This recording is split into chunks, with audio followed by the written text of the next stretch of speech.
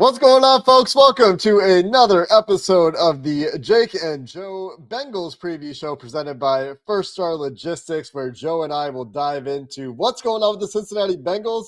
They traded for a quarterback and the matchup that is coming up for them this week, another tough NFC North opponent in the Green Bay Packers. If you're new to the show, make sure you're following at First Star Log on Twitter. Make sure you're subscribed to the channel so you don't miss an episode and you don't miss an opportunity to get in on one of the awesome giveaways that we do in our partnership with First Star Logistics. They give us sweet swag to give away every week. This week, it's custom jerseys. You'll have a chance to win a jersey of the player of your choice, the size of your choice, the color scheme of your choice. If you are one of our winners, we'll have winners on X on Twitter. Make sure you're following at First Star Log. Like I said, to make sure you get all the details there, you're going to need to follow myself at Jake Liscow, Joe at Joe Goodberry as well. And we'll also be giving away a jersey live in the post-game show right after the game, the Jake and Joe Bengals post-game show, right here in the same place on YouTube after the game on Sunday. And Joe, we've got a lot to talk about here with the new quarterback, Joe Flacco. Before we do that, just a reminder to those of you who might be new, who might be looking for a job in the Cincinnati area, First Star Logistics, one of the fastest growing companies and best companies to work for in the Cincinnati area. Joe Goodberry and myself love working with First Star Logistics, the platform they give us. If you're looking for work in the logistics industry, make sure you check it out at firststarlogistics.com for a full list of those job postings. Now, Joe, let's dive into the new Joe in town. We got Joe Goodberry, we got Joe Burrow, and now we've got Joe Flacco in chronological order of arrival in the Cincinnati Bengals scene. The newest Joe Flacco, probably the least exciting of the bunch, but maybe gives the Bengals a little bit of hope, maybe gives them a little bit of a shot in the arm until we see what he does over the next couple of weeks. And I say couple of weeks because he's really being thrown into it this week. We'll have a better feel for what Flacco is going to be with the Bengals. Hasn't been great, but Jake Browning has been so bad that there's still a little bit of hope attached to the name Joe Flacco in the year 2025 in Cincinnati. Yeah, I was gonna make a Jake name joke there, but you handled it pretty much. You can't let a Jake start it anymore. You can't let a Jake do this. It was all running through my head, but I was like, you know what? We have made a distinction between Jake and Browning. We call him Browning. We call me Jake. That's fine. I thought it was fun. That we did have a play on that for a little bit there with the quarterbacks, but they're going back to a Joe because you have to. When you want some wins, when you need hope again, you need to go back there. No, the Packers Bengals game. Yeah, it's interesting because that is the upset of the year so far, was the Browns beating the Packers. What was that, week 2 or week 3? Either way, I know I was out of my survivor pool week 3, I think it was, at that moment, because the Browns defense was very good. I watched that game recently just to see, okay, what happened? Did Flacco really do anything? He had like maybe 2 throws in that game where I was like, okay, there's Joe Flacco. Otherwise, the offense was very uninspiring for the Browns, as it's been all year. We've posted the charts and the stats and data that show the Bengals, the Browns, the Titans as the bottom 3 offenses in the league. And the Bengals went to that well to get a guy in Joe Flacco to start and replace Jake Browning. But it makes sense to me. I don't want to paint it into a complete negative light. I mean, we should a little bit that he hasn't been good. And he's nearly 41. He's a bit of a statue now. And the offensive line is not very good in front of him. But why would they go make a move like this? You couldn't start Jake Browning anymore. If you watch Bengals on the Brain, if you listen to any other Bengals analyst out there that watches film and breaks it down, it was bad. It was even worse than the numbers said. And the numbers were not good for Jake Browning, right? Like, he's bottom for EPA at quarterback, but yet the film was even worse. You couldn't function on offense. There were so many things they could not do that did not look normal anymore. They couldn't get in and out of good plays or get out of bad plays into good plays. They couldn't just have timing plays and the ball placed accurately to keep the offense moving. The pocket presence was terrible. And that's even a worse trait to have again with an offensive line that's still finding itself. You had to make a move. I was saying this for the last few weeks. I was shocked they actually did it. People were asking the morning of, so what do you think it's going to happen? You could feel it. You could feel something bubbling up. The desperation almost in the way they were talking after that game too in the post-game press conferences. And I'm like, maybe, but it's the Bengals. Nothing's going to happen. And then we get midday. Joe Flacco is on his way to Cincinnati for a 5th and 6th exchange. Which whatever, I don't care about the picks today, but it's definitely a weird and rare thing for interdivision, especially at quarterback between the Browns and Bengals to make a trade. Yeah, it's interesting that the Browns are willing to give up Joe Flacco given the youth in their quarterback room. I've seen that point made by third-party observers that are like, I get the Bengals here more than what the Browns are doing. The Bengals have seen a non-functional quarterback go out there for a couple of weeks, and the other options are Brett Rippon and Sean Clifford and Mike White. Now Mike White no longer a Bengal. Sean Clifford's still around. Jake Browning still along. Brett Rippon also released. So the current quarterback room, Flacco, Browning, and Clifford, but there weren't options on the roster. Not great options outside of the roster either. You want to talk about Jameis Winston. Maybe you catch lightning in a bottle for 3 games and you have 3 disaster games, and maybe you sneak out 3 wins that way with Jameis Winston. That I think would have to be the thought process if that was your preferred quarterback of choice. We've talked about Russell Wilson and the moon ball. Apparently, the Bengals didn't call the Giants, according to reports. I think the personalities and the kinds of traits they're looking for intangibly in the quarterback played a part in that. But the options were not good. When you need a quarterback in the middle of the season, you usually don't have Carson Palmer's hanging out there in retirement that you can go Yeah. trade for. And that was certainly the case this year. The options were poor. And I don't think Joe Flacco is a great option, but when you watch Joe Flacco, and one way we can do this is we can look at these clips. But I went and I watched this game against Green Bay. And you're right, the offense wasn't great in that game. And when Joe Flacco has to move off his spot, everything kind of breaks down and he turns into kind of a non-functional quarterback, much the way that Jake Browning was non-functional. When he can stay in the pocket, the subtle movements are still there. The ability to manage the pocket still there to some degree for Joe Flacco. He's not as good as the elite guys in pocket management and avoiding sacks and the small movements that buy you a little bit of time. But when he can stand in the pocket and process, that's the biggest difference to me. Yeah. Is the processing between Joe Flacco, 41-year-old veteran, versus Jake Browning, doesn't look like he can run an NFL offense, is massive gap in processing speed.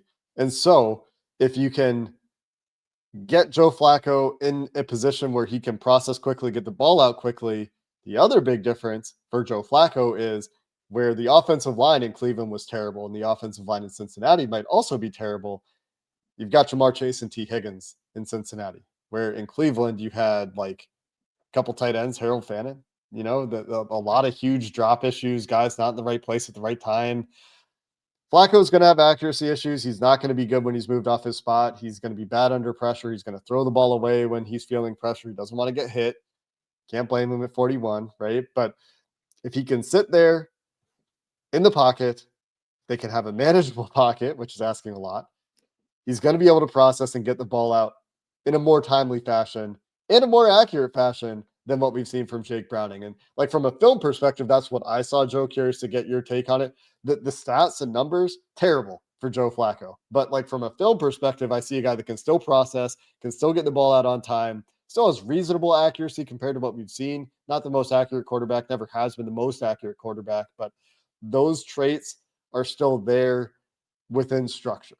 Like he can execute an offense within the structure of the offense. That's what I took away from watching him. No, you're correct. The data isn't too far apart between the two of them, right? They've got more interceptions than they do touchdown passes. And even one of Flacco's touchdown pass was, I don't know if you saw it versus the Ravens, kind of hits a defender, bounces off the leg of another, and lands in Cedric Tillman's stomach at the right of the front corner of the end zone. It's like, okay. So, the numbers for him haven't been great. It looks like statistically one of his worst seasons just off the small sample size we have. But the one thing you're right about the drops is his adjusted completion percentage is higher than Jake Browning's. I think Browning's had 1 drop so far in his 3.5 games, where Flacco's near the top of the league in his time. And if you look at that, and so from a film evaluation perspective, when you're watching it, you see the drops and that's not a negative on Flacco. If they didn't have the drops, they beat the Bengals week 1. So you see these games and you go, all right, so it's not so bad. He can function within the offense. He can get the ball seemingly to the right guy each time. Where when you're watching Browning, you're like, dude's open. He's open. What do you, okay, I guess we're running the ball the other way. Those didn't happen with Flacco. He doesn't want to get hit, so that ball's coming out. It needs to come out. He's got 12 throwaways already this year, matching a career high. He does not want to get hit. You're right. Great point on that too, Jake. See, you're looking in the data and the film yourself. I agree with you on a lot of these, but it had to happen. That's where I come down to is if you get better functional play at quarterback, it helps for me personally, and maybe for you guys too. Maybe that it's more entertaining to watch, right? Yeah. But also the evaluation process. I don't care if you're in like tank mode, this team sucks. We're not, I don't care what happens the rest of the year. Even if you're that person, it's hard to evaluate the rest of the team when the center part of the offense is unreliable. And Browning was in a lot of ways. So you get someone who is reliable in there, and then we can actually see what we have, and you can build things, and you could pare down the playbook if you have to, and these are the things we're going to use and that work, and we're going to master them, and we could build from that. But when everything was chaotic with Browning, it's very hard to try and actually build your offense and expand. And I think that's probably the thing, because this is around the time where Zach Taylor and his offenses throughout his tenure have figured it out and figured out what they want to be for the rest of the year. I think they're really struggling with that part because some of the things they were calling that were open and should work were not working under Browning. Yeah, I think that's the big thing with Flacco is he understands the concepts. He understands where the ball should go, when the ball should be there. And it seems like he can still process. Like whatever is going on with Jake Browning this year, I think a lot of it does come down to processing. Like he's not understanding what he's seeing fast enough. And then the pressure gets to him. And then he's just disintegrating from a presence perspective, from a quarterbacking perspective. And we can look at the difference in these interceptions. I don't know if we need to watch all of Jake Browning's interceptions. We just watched a pretty rough game against Detroit, but I thought it was interesting because Justice Mosqueda had all of Jake Browning's interceptions video before the trade. He's like, here's all Jake Browning's interceptions this year because this is who the Green Bay Packers are playing this week. And we start with the blurry film because that's what right. the film is for the Bengals at home right now. But the first, Joe, do you remember this one? Is this one where Yoshi kind of stopped halfway or ducked underneath it? Is that the play, or was it? Got the YOLO ball with the undercut. Yeah, and on this play too, Gesicki's open if the ball comes out on time. That's a lot of the issue, right? And in Joe Flacco's defense, Joe Flacco is an interception just like that one. This one is just linebacker blindness. Like this is I don't know what's happening. I'm just going to throw the backside dig. Just an absolute gamble. Right. And these are the kinds of interceptions we're seeing from Browning where he just doesn't really know what he's looking like. This one was deflected. This one wasn't so bad for Browning. It's probably too aggressive of a ball. His vision cone shrunk there, though. Did you see Jamar looking like he's about to break free? I feel like Joe would have hit that. Yeah, the vision generally, the Madden vision cone, not great. Was this deflected? I don't even remember. That was terrible. Then we get to the Lions interceptions, and this one late inside. Terrible throw.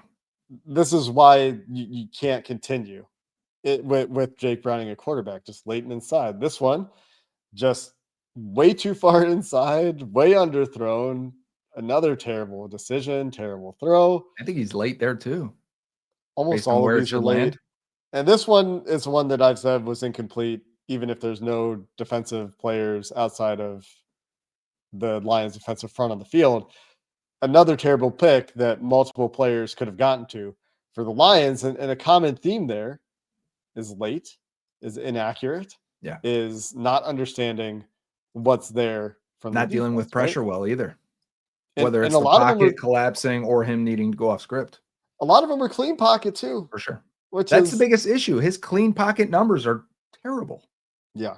And then we compare it to Joe Flacco. These are all of Joe Flacco's interceptions this year. We start with some plays against the Cincinnati Bengals. Obviously, we know the first one here, not perfectly thrown, but not a ball that generally results in got pressured. And I remember we said his elbow was hit by Shamar Stewart there as he's throwing that.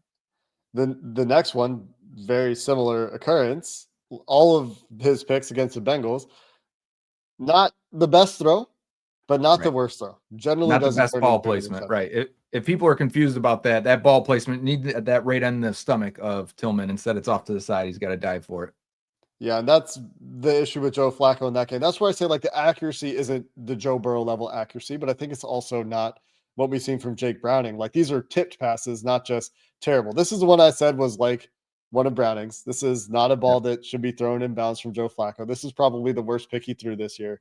If you're on the run and you're Joe Flacco and there's defenders in the area, just throw it away, live to play another down. This was pretty bad. Yep.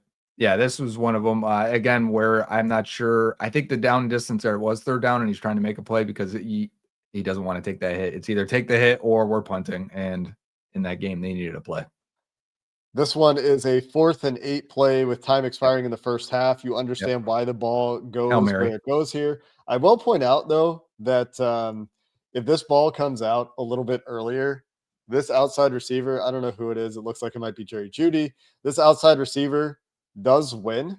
Right. So, Just like throw this. here, if the ball comes out and is like, in the end zone instead of underthrown here, this ends up really underthrown. And I don't know who he's targeting. Maybe he's targeting this guy. Um, but if the ball goes out to the sideline here, you actually have a chance at it. And instead, a little bit of pressure, badly underthrown if that's who he was targeting. That's why I say he might have been targeting the other receiver there. I think he was. But Because normally you're 40 yards on a vertical ball. So that landed at the 10, and Judy was already past that. So yeah, I don't think he was ever trying to throw that. I think they were trying to get just out of bounds, maybe like 5 seconds left there. And then, there get was some an points. opportunity there. But again, like I don't really care if you throw a pick. Like Right. ideally that throw is completed, right? But like 4th and 8, not much time left. This one looked really weird. I thought it was maybe a throwaway. I've been told that Flacco said Miscommunication, after right? the game this was one where he's expecting this receiver down here to actually run a fade. Yep. Even if that guy runs the fade, though, I mean, you're a best a 50-50 ball there. Yeah. That's because that the deep safety's going that way the whole time. And in Cincinnati, we need to read our receivers and whether or not we're throwing that back shoulder or going completely downfield with the fade ball. Yeah. So he just kind of guessed there. He obviously was not reading the receiver at all. That one's not great either. That one's pretty bad. And the final one here, receiver falls. Maybe that's a tough play anyway. Maybe that's not complete anyway. Ball's maybe a little bit late there, but the receiver falls. And Right. so again, Better receivers may help a few of these plays then. Two of them were tipped, at the beginning, or dropped, I should say. The first two were dropped. And then that last one there, or maybe the miscommunication on the fade also counts. A better receiver, maybe understanding of what he's supposed to do and get out there. And then that last one as well. So better receiver may say 4 of those. and none of these, except for maybe that one against Baltimore, are like processing meltdown. Like I don't see this player. This linebacker is invisible. I don't see the Right. multiple players here. None of these are like egregiously late. Some of them are a little bit late, I think, but there's a difference in the kind of interceptions Joe Flacco is throwing this year than the kind of interceptions we saw from Jake Browning, which is why I wanted to show the comparison of those couple of plays. Yeah, and I want to bring up a point and a question. I talked about it a little bit today on Twitter. I made a video real quickly. I was a prep for this show though, because I really wanted to bring this up, Jake, and we didn't talk about it beforehand. But a lot of people have questioned or wondered if the Bengals are going to go under center and run the ball more with Joe Flacco because he's not the most mobile guy anymore. You don't want him behind that offensive line. And shotgun, I actually think it will be opposite. Okay. I think they're going to want him in shotgun, and it'll be more similar to Joe Burrow with the calf, where, all right, we have a guy who can't move as well, but he can still see and process very well. And we're going to limit how long he's holding that ball. So we're going to get the ball out quicker, which should be a higher percentage than what he was dealing with in Cleveland. His under 2.5-second throws, it should go up by 10 to 12%. I don't know if you've looked at this yet. The Cleveland does not get the ball out under 2.5 seconds as often as the Jake Browning and Joe Burrow offense does. So that should help him not deal with pressure as often as he was in Cleveland, because Cleveland's offensive line is terrible. I don't know if people recognize this because they're like, oh, Flacco's going to go to Cincinnati and he's going to get killed behind that line. Have you watched the Browns line? It might be worse in pass protection. Definitely better in run blocking, but pass protection, it was worse. But my point is, I think you're going to want them in shotgun, and I think the screens are going to be an extension of that, and they'll still have their offense. I think one of the reasons you go get a guy is because you can plug them into your offense, and they must feel comfortable with that, rather than saying, hey, we're going to finally see the Sean McVay, Zach Taylor offense that maybe we saw for half of 2019. I'm not expecting that at all. I don't know if you have any different feelings on that. I did watch a lot of Joe Flacco under center being more comfortable turning his back to the defense. So like maybe there's some of that, but I also hear your perspective and you reconcile that with Zach Taylor's comments about we think he's a great fit for what we do. And I think maybe he says that about whatever quarterback they That's acquire. true. But if you take it at face value, if what they do is they want to go shotgun spread teams out, if they've looked at the 12 personnel splits and have seen how ineffective they've been in 12 Right. personnel, and they want to target the Packers' apparent deficiency in the slot cornerback spot, where I don't think they're getting very good play out of Javon Bullard if he is still going to be the primary slot corner for the Packers. Like if that's something they want to target and they want to spread guys out and get the Packers to match 11 personnel with nickel and do all these things that they've done in the past, then yeah, you could see Flacco in that role. And I think it's a good parallel you drew to the Joe Burrow can't move very well offense, which wasn't very fun to watch. No. But Flacco isn't injured, at least. Like you can see he can still like I'm sorry to Joe Flacco for comparing him to a twice torn calf yeah, of Joe Burrow. like he can at least literally move. Like he's not Yeah. moving great, but he's moving better than Joe Burrow with one leg. Yeah, that's right. And this Packers offense and defense are both fun to watch from an evaluation perspective. Maybe not so much against the Bengals. Like I'm hoping this would have been a fun stretch of games with Joe Burrow, right? The Denver game with that defense, the Lions who are putting up points against anyone right now on pace to break the record for a season. And they may be the NFC team at the end. So maybe the Packers. Honestly, the first couple weeks, the Packers looked like the best team in the league. And largely that is they're a team I'm really envious of, especially from a coaching perspective, of how much they scheme things up on offense and defense. And in the beginning of the seasons, like they should steamroll teams with how much they're drawing up on offense. Their run game is it hasn't been as effective this year, but it's as creative as any run game in the league. They'll do so many things. They have motion and jet motion, and they'll run counters, and they're running zone, and they're running gap. They're running everything in order to get their guys in space. Losing Reed at receiver may have hurt a little bit of that. He was like their gadget guy at receiver. But the passing offense with Jordan Love, so much misdirection, so much play action, so much moving pocket. They are really going to test this Al Golden defense.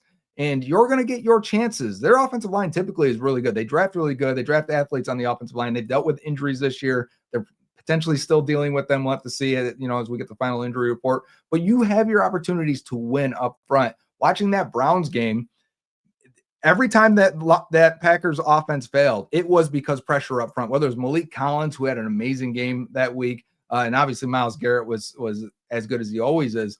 But you flip that around and watch the Packers defense, and it was the same thing killing the Browns offense that week as well. Their pass rush up front is really good. We'll have to see if Devontae Wyatt's healthy and can play this week. Otherwise, it's Micah Parsons for them and, a bunch of guys. But they scheme it up so well. I think their defensive coordinator is probably a future head coach. And if that happens this offseason, next offseason, whatever it is. But they're going to try and trick you. And they're going to try and show you one coverage or one blitz before the snap and then switch into something completely different, reminiscent of the Lou Anarumo prime 2021 Bengals defense.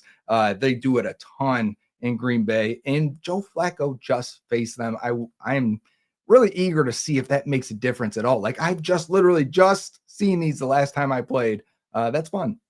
And how different are the disguises and the Mm-hmm. coverages that Green Bay gets to against the Bengals and those wide receivers versus Cleveland and their approach on offense? And how differently do you attack the Bengals' deficiencies on the offensive line and the Browns' deficiencies on the offensive line? And how does that affect the Green Bay game plan, right? And those are the questions that will be interesting to watch early in this game. But Jeff Hafley, I think definitely a future head coach candidate, the current Green Bay defensive coordinator, Matt LaFleur, one of the best head coaches in the league, right? One of the most creative offensive minds in the league from that same tree where they all come from.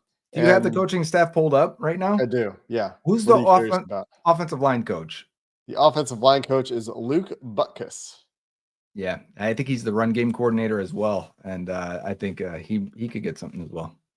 Yeah, and the misdirection has been a theme. So if we start with the Bengals defense, just talking about matchups here, like ways for the Bengals to potentially win this game, right? Where 14.5 point underdogs, something shocking will need to happen for the Bengals to win the game. 14 and a half. Yeesh. It's crazy. Interestingly, and just because I recently looked at this, the Bengals are only 4.5 point dogs to the Pittsburgh Steelers at home Nice. on Thursday Night Football next week. The odds makers do not think highly of the AFC North is where I'm going with this, and is part of why the Bengals go get Joe Flacco, right? Because they see the Ravens Underrated falling point. Yep. apart, they see the Browns being terrible, and nobody's buying the Steelers. The Steelers might win this division, but Vegas still sees the Steelers as a below average NFL team, and so if you're the Bengals, you're definitely trying to just hold on, right? You think there's any truth to what's bubbled up since the Flacco trade of this might mean that Burrow is coming back at all or even quicker? I think it speaks to a belief that he can get back, Right. like this season at some point, if the Bengals are alive, and it also might just be desperation to stay alive because I think everybody recognizes it's just been an unwatchable product with Jake Browning at quarterback. But where we started this point was Sorry. that's okay. The Bengals defense trying to find opportunities against the Packers offense is going to test you. One, Josh Jacobs is still really good, despite what the numbers have said. He's going to make guys miss. He's going to fall forward. It's probably going to be frustrating to watch several players on this team try to tackle Josh Jacobs in this game. Two, Jordan Love's still really good, elusive, can throw from very weird and difficult positions to throw the football from, and can throw accurately from those spots. We'll see if they get Christian Watson back this week. But the big question is, like you said, how healthy is that offensive line? Coming off a bye week, the number of guys that are on the injury report for the Packers on the offensive line is limited participants that are dealing with various injuries. Even if they play, they're going to be playing through things that are going to be limiting in some way, shape, or form. And so, while Josh Jacobs is probably where the game plan needs to start for the Bengals, and finding a way to make sure that he remains below 4 yards per carry, which is where he will be coming into this game, I then think about how the Bengals started the game against the Lions and how they cannot afford to let Trey Hendrickson and the one-on-ones that you can scheme up, like find a way to get Trey the advantageous matchups this week. They found a way eventually to do that. He made some plays when he found the good matchups How didn't we against the start Lions. there, though? It's like they didn't know. Like, come on. I think they did know, and the plan was we're going to get Trey the one-on-ones, but the one-on-ones are going to be with Penei Sewell, and we're not going to put him inside two tight ends on that side. And so we're going to, but then even on the side where they have the advantageous matchup, they're dropping the end. Yeah. And they're not getting any pass rush from their defensive interior this year. So it really does come down to Trey as far as the pass rush. That's what it's going to be this year, is what it's going to look like, unless somebody makes an unexpected leap. And so every Hopefully week, Shamar can get back. that's true. Good point. If Shamar Stewart can play, hopefully that's a shot in the arm. But if it's just Trey, like find a way to get into those advantageous matchups, because you can find them on this Packers offensive front right now, the way they're injured, the way they've been playing this year. I am shocked, Jake, that you did not mention Tucker Kraft. I mean, this is your guy. I do. I mean, I haven't. You're right. That was a mistake. I Tucker don't have Kraft a good is excuse. good. He's really good. He's so good after the catch too. He's a horse to bring down. Just a good player. For people that aren't in the loop here, Jake and I talked a lot about tight ends. The Bengals were very interested in tight ends that year. And I was like, I like Laporta. He's like, I don't see it. And he's like, I like Kraft. I'm like, I don't know if I see it. And then, you know what? They're both really good. So we can take a bow on those ones. We saw them back week too. My lesson learned on Laporta was it doesn't actually matter if you're a refined route runner in college as a tight end if you're athletic. Yeah. If you're athletic, if you're hard to tackle, if you're willing to block. Yeah. Productive. Right. You're productive. He must be good, which we will talk about again once we get to draft season. Some of the people, I have not looked at a mock draft. People are there. I am not there yet. Hopefully we can get a rebound this week. If not, you're right though. That Steelers game is right around the corner. It's going to be a quick turnaround for us for the next episode. We're jamming this film and flipping right over to the Steelers game. And because that game also represents a little bit of hope that if this team, maybe they're only fighting right for the rest of the year with Joe Flacco. They didn't have a fighting chance really with Jake Browning, but maybe they're fighting the rest of the year with Flacco. You can lose this game. I get it. The Packers are good. Their kicker's also hurt, which I think the coach said that may be a serious injury from quad injury. I want to say that could be big, but that Steelers game represents a barometer, if you will. Like, okay, even if you lose this game and it's been 3 practices for Joe Flacco, what does it look like against the Steelers? A team he has played 100 times in his career now. Right? I mean, it's probably close. No offense, Joe Flacco. You're 2 years older than me. You're not that old. But if you can fight in that game, if you can win that game, well, that changes everything, right? That I think everyone would look at the AFC North and it would be like, all right, game on. Let's keep the seat warm until Joe Burrow gets back. The AFC North has been so bad. And like the Ravens still maybe without Lamar Jackson this week. He didn't practice to start the week when we're recording this. Even if they do get Lamar Jackson back, they were losing with him. They've only That's become the more worst defense injured in the since league at then. this point. The defense wheels have come entirely off. Kyle Hamilton's dealing with injuries. They're trading for safeties. They're trading away one of their only productive pass rushers in a That's year crazy. that they don't have a productive pass rush, and a move that like some people are like, are they just giving up? Is that a white flag move? And maybe it is. Maybe that's what it turns out to be. But the Browns are still terrible. The AFC North is so wide open, and if Joe Burrow is not injured, boy, could What a we be shame. having some fun this year? But we're not having fun, and hopefully we are having fun with that Thursday night game. That's going to be a big game. I agree with you, because 14.5-point dogs, that's just a lot to overcome. It's a better team. Green Bay Packers, a better team. They're going to be significantly better rested. Yeah, they're dealing with injuries, but Joe Flacco's got 3 practices to get ready. And this offense has been entirely non-functional. How functional can it be in 3 days? More functional? I think that you could believe that. But how functional? Functional enough to overcome 14.5-point underdogs. Like, you're going to need some crazy plays. And that's why I talk about Trey Hendrickson and finding those matchups. Apparently, there's a change coming for the Bengals in the defensive secondary, where Cam Taylor-Britt is listed as second on the official depth chart that came out this week, which maybe is just a move to try to motivate him, but I think speaks to the coaching staff's lack of patience with Cam. Trade him. I think that's where you are. And we'll talk about the trade deadline in a couple of weeks here. There are teams that are very cornerback needy around the league. Maybe somebody is willing to give up something to give Cam Taylor-Britt a change of scenery. But on the other side of the ball, when Joe Flacco is on offense, Joe, we've talked about Flacco quite a bit, but like quick game, screen game, vertical shots where you can find them, it's probably the idea here this week. But a big deal is how good that protection is, because it does really break down for Flacco. When the protection breaks down, there are questions about who's going to even start at left guard, who's going to be available for the Bengals at left guard, with Dylan Fairchild dealing with an injury this week. And this pass rush, I don't think Devontae Wyatt's going to play, but even if he doesn't, and it is Micah Parsons and some guys, those guys are still freak athletes. And that's what they draft. So the issue that the Bengals have had, especially at left tackle, is freak athletes. So if you want to say, we'll let Micah Parsons go deal with Amari Smith for most of the game, and Orlando Brown, good luck with Lucas Van Ness and Rashawn Gary. And that's the plan. And interior, hey, like, yeah, maybe we don't have Devontae Wyatt, who's been off to the best start of his career, but it's all guys that you have to deal with when you're as battered and as not very good as the interior has been. I know you liked a lot of the Jalen Rivers film from last week, but protection at a premium this week. Yeah. I think it's been at a premium, but the splits for Joe Flacco when pressured and not pressured, very, very stark. When Flacco can get the ball out, can play within the structure of the offense, you should see competent quarterbacking, at least NFL level quarterbacking, I think. And so that puts that protection at such a premium this week.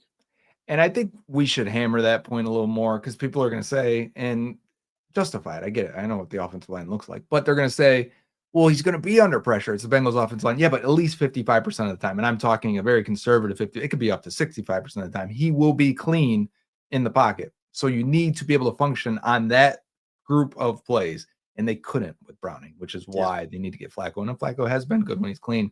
Other notes of that, right? Because we don't know if Dylan Fairchild is going to play or not. Lucas Patrick has been cleared to start practicing. He has a 21-day window. So will they activate him? They'll have to make a roster move if they do.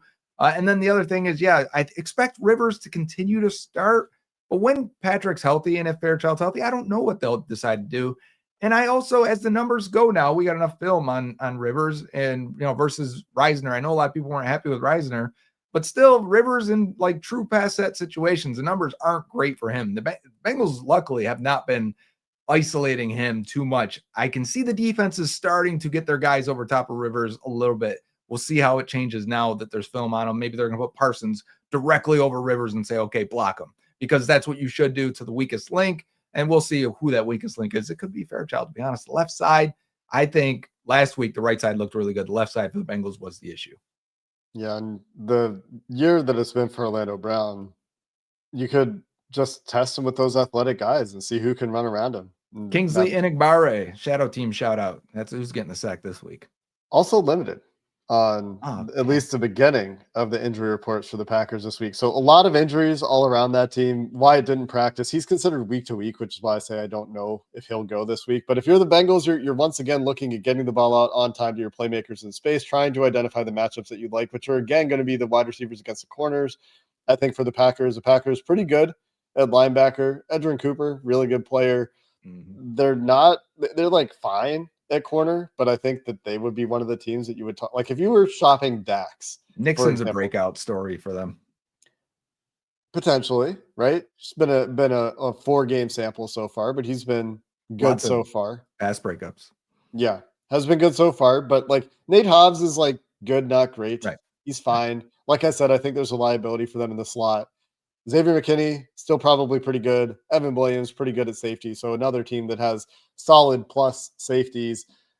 But you still have to like the Jamar Chase matchup Were in you this going to game. mention trading Dax to the Packers? What were you going to say? Well, what I was going to say was like if you were talking about teams that are buying corners, the Packers would be one of them. Like I don't think the Bengals should be shopping Dax, but if you're talking about teams, because I've seen Ted Wynn is leading this charge, like get Dax with X coach, and he's like get Dax to Indy, get Dax to the People are Rams, seeing it.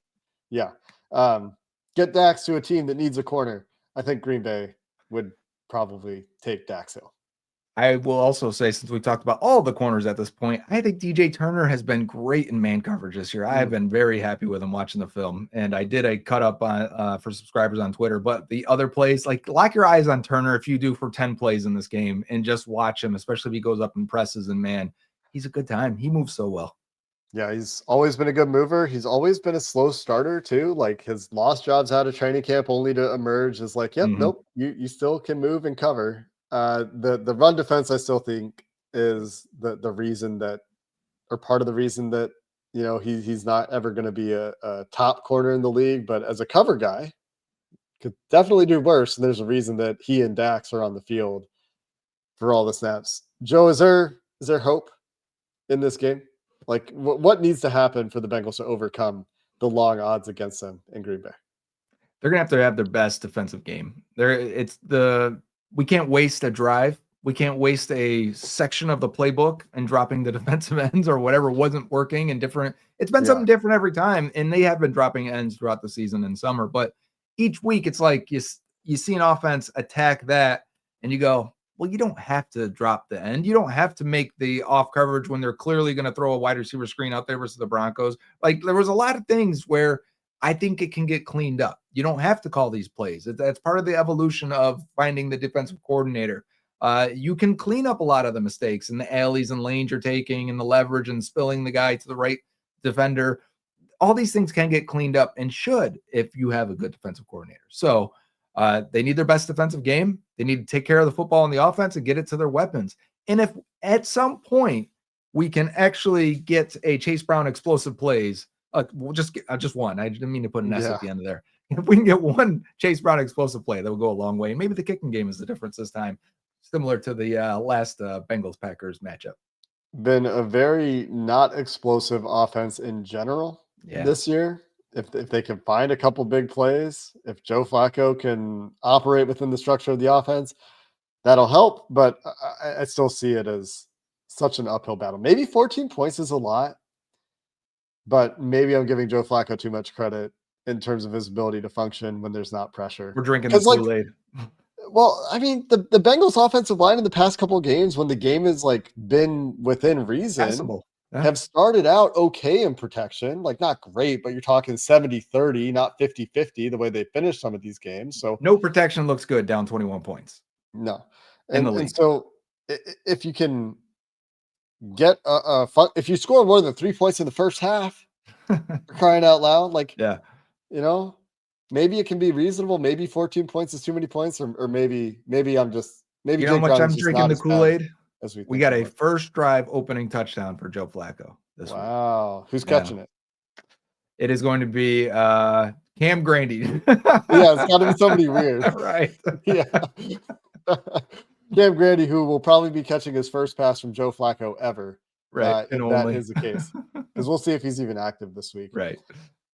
Let's wrap up there, Joe. I think it's a tough task this week, but hopefully we're seeing a team taking a step in the right direction. That's really what we're hoping for. That's what I'm personally hoping for this week because of the caliber of the competition, because of how little time Joe Flacco will have been in town. We need to see them take a step toward functional with that Steelers game coming up. At least it's an NFC game, right? That's right. And then you get the AFC North matchup on the short week. So Joe Flacco will have had like maybe one more practice by the time they get to the Steelers game. A couple more walkthroughs. That's right. You're right. Good point. Short week prep. But we'll be back with you as always here after the game, the Jake and Joe Bengals post-game show presented by First Star Logistics. Same channel here. You'll have a chance to win one of those custom jerseys in the Get a chat. Joe Flacco jersey. Of course. Well, that's so weird.